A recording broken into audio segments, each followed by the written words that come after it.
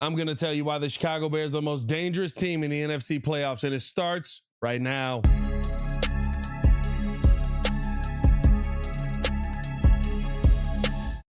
Now, if you are new to the channel, please hit that like button. Please subscribe to the page. You do talk Chicago sports daily on this channel, only channel talk Chicago sports, how Chicago talks. So make sure that you stay in tune with us, man. The Chicago Bears have done what most people expected them to not be able to do. They have gone and beaten the Green Bay Packers in the first round, and now are one of the four remaining NFC teams left. The only NFC North team standing. Y'all know who that is. Stop playing with us, man. And with that being said, I started looking at some of the other teams in the NFC playoffs. Now, not to say that there aren't a ton of talented teams, but I do feel like the Chicago Bears are the most dangerous team that there is remaining in this entire process because of a couple of different reasons here. Number one, for the most part, as we finish this thing out, the NFC goes through Chicago, and the one situation where it doesn't is if Seattle finds a way to win, and of course the Bears have to win here. But right now, the NFC goes through Chicago when you have the Rams coming to town, and Chicago is taking a turn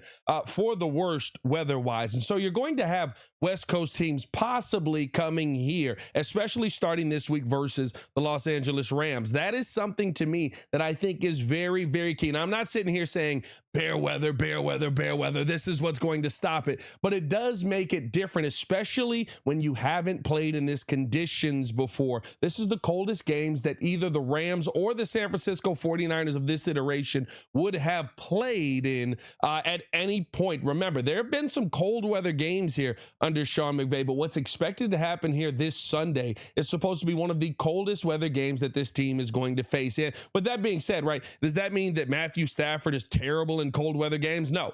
Based on the research that I used on StatHead and getting a couple of different stats from around the internet, at a minimum, right, it seems like in games under 30 degrees, now that's specifically under 30 degrees, Matthew Stafford played in 4 of those games. He's 2-2, and he's got 6 touchdowns, 1 interception. So it doesn't seem like it's really going to slow Stafford down a ton in this upcoming game. But what it does do is you have an entire team that has to be locked in. I talked about on the Morning Breeze today, right, how when you have one player or 2 players on the offense that aren't locked in and aren't prepared for that situation, that can cause a couple of issues. And we saw that, remember, in that Panthers game just a week ago where you had Matthew Stafford and Puka Nacua, who both still had solid days at the end of it, but not on the same page. So it's not that I think that this is going to massively affect the entire team of the Los Angeles Rams, but I do think that especially in this passing game, it could affect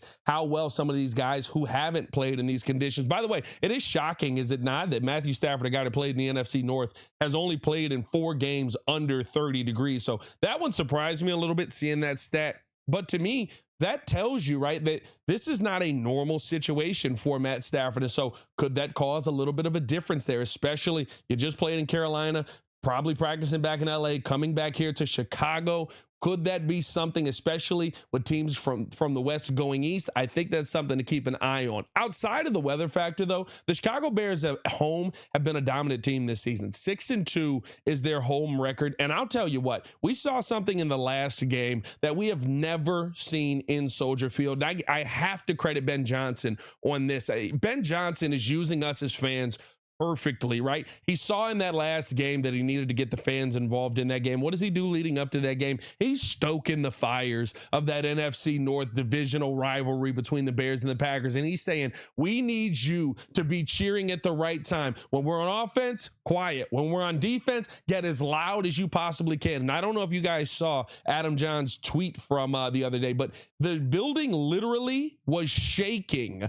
He put a video of him with his water bottle sitting on the ledge in the press box or whatever, and literally the water bottle is shaking like the T-Rex is coming from Jurassic Park. And so you're now seeing a Soldier Field that already had a home field advantage with a 6-2 record at home this season. Lost a couple of tough games there. Lost versus the Vikings there. Lost versus the Lions in that final game of the year that I've had a lot of question marks on the entire time with the game plan going into that game. But now you've got a crowd behind you that is also giving you a little bit of advantage. You saw how it affected Green Bay Packers at the end of that game. Matt LaFleur wasn't on his best game.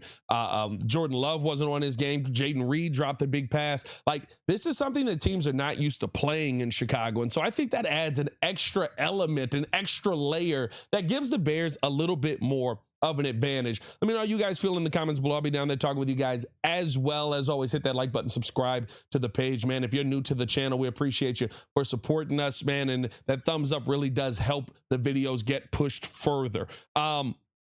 The other thing for me, I think this is probably the biggest thing for me. The home field advantage is massive that the Bears have, and especially with some of the weather that's going to be breaking the Bears' way. If you get, right, I feel like San Francisco's the better team than Seattle. I don't know if they're going to get home to Sam Darnold with the defense that they have, but if you get San Francisco coming here, whew, give me that. Give me that all day.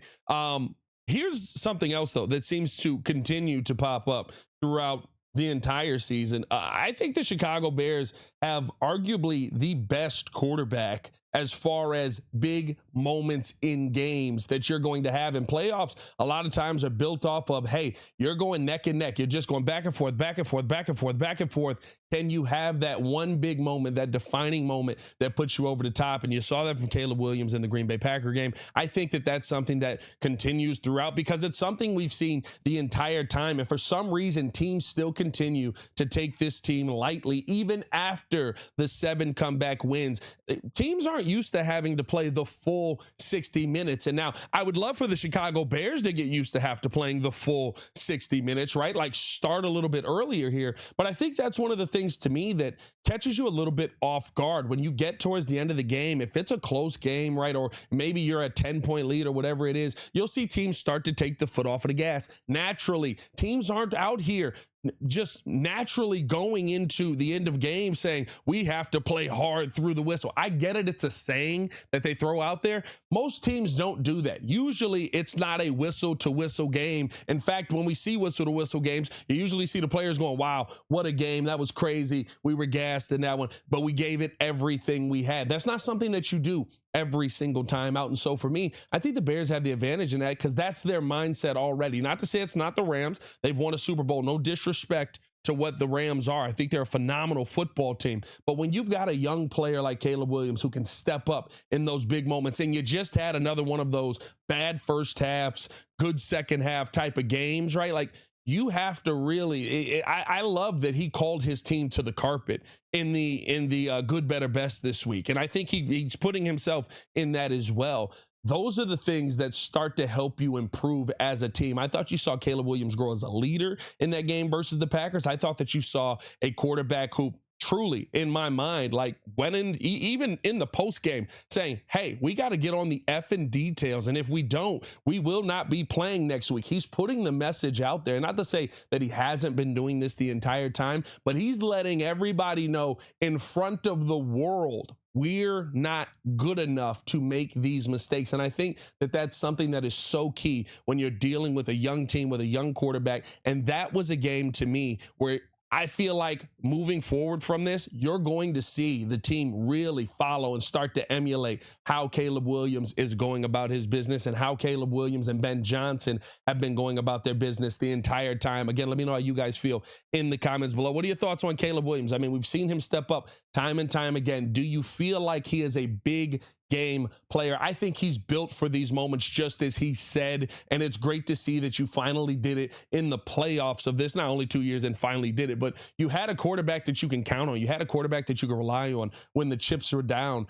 And I think, you know, small mistakes that we saw in that game, I doubt you see those going into this Ram game. This is going to be a team that is much more on their P's and Q's. That Luther Burden mailbox where he's not going where Caleb expects him to go, guess what? Caleb Williams and Luther Burden are going to be on a much better page in my mind moving forward because, hey, you saw what that mistake did? That took away points for us. You can't do that anymore. Luther's a smart player. He's a smart young guy. He understands that that was a mistake on him. And I think that when we get back into this, coming into this week, man, you're going to see a much more locked in offense. And I think here's the part about this that I think is probably the biggest thing out of everything that I've mentioned here today. When you look at, to me, why this team is so dangerous. When the offense is clicking, it looks like an unstoppable offense, even when they weren't scoring in the red zone and you needed to go down there, you needed to put up points. You weren't taking field goals at that point. So you were in some fourth down situations where you didn't put points on the board right in that Packer game. Hopefully you get started a little bit sooner in this situation. But like, to me, when I look at how this offense is, when it's clicking, it is by far the best offense that is remaining. The problem is this offense is not clicking continually. But again, I think you get the P's and Q's figured out. Now, all of a sudden, you're talking about them rivaling what we've seen versus that 49ers offense, who is gone in there and balled out right at times. But they're going up against probably a couple of the best defenses left in this game here. If the Bears were moving forward, right, like you could be going up against the Rams and then going up against the Seattle Seahawks. Like, those are teams that you're going to need a great offensive line to go out there and produce with. Oh, wait, we have one of those. You have a Joe Tooney. You have a Drew Dalman. You have Drew Dalman struggled in that last game. You have Jonah Jackson, Darnell Wright, guys who have been very good at stopping the pressure up front. Yes, you are going to be a little bit shorthanded here with Theo Benedette, but Theo Benedette, no slouch in his own right. He's gotten into games and kind of gotten that baptism by fire that Ozzie Trapillo got as well. Also, a guy like Braxton Jones possibly coming back. So you don't know what you have there at that left tackle position just yet. But on top of that, again, talking about the big play quarterback, you've got a guy that can move around effortlessly out there. So very excited to see how this team is going to be able to navigate some of those struggles. But I think that, you know, when you see Caleb Williams on the move, it's not going to be like it was for Jared Verse last year. We had a couple of those sacks taken off the board because he's not going to just be able to pick on somebody. You've also got a much more efficient play caller in Ben Johnson and a much more efficient coaching staff. And I brought this up in the after the whistle the other day, and I talked about this on the radio as well. You want to see the kind of play caller that you have. Take a look at Jeff Bagwell versus Greg Maddux. Greg Maddux was talking about how he gave Jeff Bagwell a pitch early in the season. Jeff Bagwell takes a yard. They were winning the game by a mile, right? Jeff Bagwell takes a yard. It doesn't mean anything. He said, they're a good team. We're a good team. They're going to see that pitch again. And he's going to be, I'm sorry, I'm saying that wrong. He's going to be looking for that pitch again. And when they got to the playoffs, right, Jeff Bagwell was looking for that pitch the entire time, had a terrible series when he went out there and played, or had a terrible game, I should say, when he went out there and he played Maddux, right? Like, it's those kind of games as far as a play caller that I think you really see Ben Johnson have. When you look at how many times he ran that screenplay and how many different looks he had off of it. One to DJ Moore, of course, for the game winner. You have the nice play to Luther Burden where he makes something out of nothing, right? You see how he's gone about his play calling. That's something that can catch a defense off guard, and I think that's something that's going to be very beneficial. I'm telling you right now, you thought Kyle Shanahan versus Ben Johnson was football porn. Wait until we see Sean McVay versus Ben Johnson. We're going to be very, very excited about what we see. And here's the bottom line for me, especially heading into this game, but just talking about how the Bears are one of the more dangerous teams as a whole. We haven't seen this defense get back on track with the takeaways as of yet. They were this close with some of those takeaways, and you're going up against a guy in Matt Stafford in some adverse conditions this week, who I think is going to be a little bit more, especially banged up, right? Remember the throwing hand on that index finger, or the index finger on that throwing hand, a little bit banged up there. I think there's going to be an opportunity to take some of these footballs away. And this is a week to me where you see the Bears possibly take advantage of it. On top of that, just in case that's not the best situation for you, you got Brock Purdy, who's definitely willing to turn the football over. We saw that in last game. And you've got Sam Darnold left on the docket as far as the quarterback position. The defense, to me, is one of the biggest things that when they're on track, this team truly looks unstoppable. Now, do I expect the defense to be on track for 60 minutes of a game? Unfortunately, no. I don't think that you're there. But what you saw in that Green Bay Packer game was a high-powered offense with a really good play caller that in the second half couldn't figure anything out. Couldn't figure out, with Kyler Gordon being on the field more, how to slow down that Bears defense. You saw them be able to create a lot more pressure when Kyler Gordon was on the field. You saw the takeaways be a lot more affordable for you. And the bottom line was you were were getting the ball back to your offense was driving into the red zone. It just took them a little while to actually punch it in. But if you're clicking and you've got a good offensive day and you're able to punch the football in those first couple of moments, you're not even talking about the Green Bay Packer game being a difficult finish to the game. You're talking about a dominant finish to that game where the Bears probably end up blowing the Packers out. Bears put up 25 in the fourth. Packers put up 6 in the entire second half. So there was a lot of good that we saw in the second half of that game. The biggest question and the danger in this team is going to be, can you maintain that throughout the rest of this playoffs? We'll see this week coming up. But I think if you're a team facing the Chicago Bears, this is the team that you want to face the least. The team that has zero quit and plays a full 60 minutes will find a way to get after you in the second half of games, has one of the dominant playmakers, especially in clutch moments at the quarterback position. That's a team to me that proves to be incredibly, incredibly dangerous when the moments are the biggest. And not to say that you don't have some really good teams left in this NFC playoffs, but I think that the Chicago Bears are the most dangerous team that there is left here. Let me know how you guys feel in the comments below. Do you feel like I'm tweaking? Do you feel like Pat's, drinking a little bit too much Kool-Aid? Or do you feel like, the Bears might have a nice little Super Bowl run in them because of how dangerous this team is? Again, all it takes for you is to get hot at the right time, and you can find yourself in a very, very good position. Let me know how you guys feel down in the comments below. I'll be down there talking with you as well. Drop an FGB just for good measures. As always, man, it's your boy Pat the Designer. Back at it again. Y'all stay safe out there, Chicago. Bed down. One love. Peace.